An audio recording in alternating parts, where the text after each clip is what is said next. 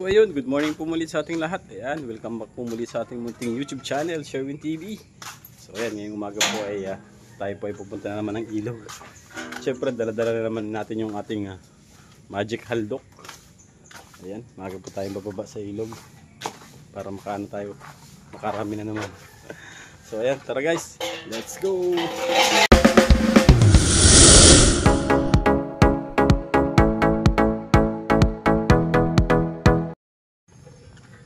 So ayan, gaya po ng dati. Ayan, tayo po ay naglalakad na naman papunta ng ilog. Ayan, medyo tuyo na po yung ano natin, daan. Kaya pwede nang bumaba yung naghahakot, yung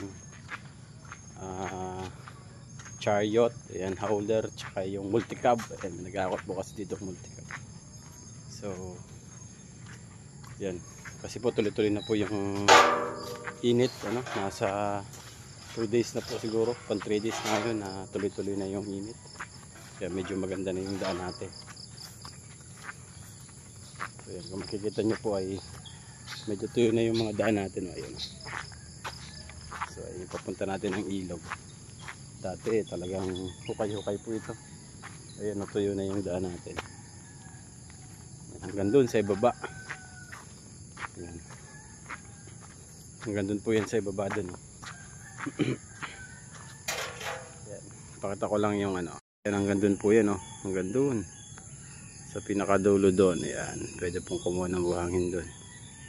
So tayo po dito lang tayo sa medyo malapit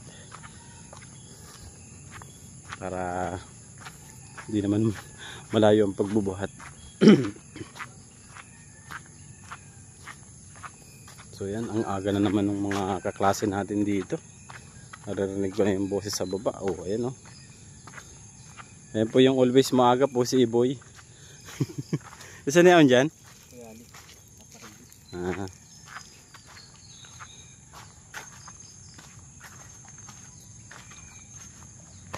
Ayan, may naliligo daw.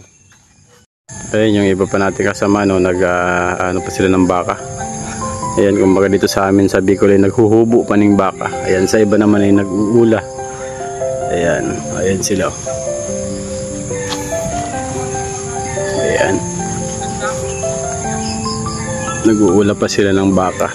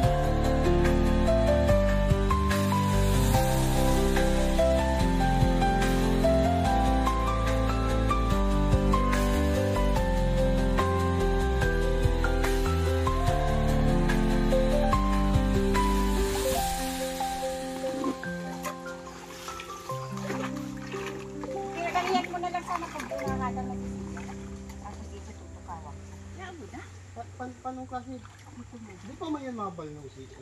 Malagyan na lang pati ako. Ang surusuno yan, tinukawang ko na lang sana yan. Tukawan mo ini, digdang gabahan. Walang ko mo lang. Halangkaw na ini. Bababa ko na ini, O, ma'am. dito mo na yan, tukawang ko. Kaya nga sabi ko, inipaganyan na yun.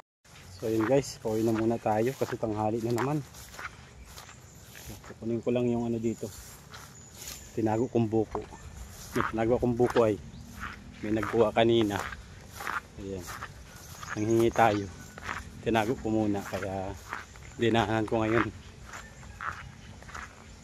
Habang papauwi. Binitbit ko na.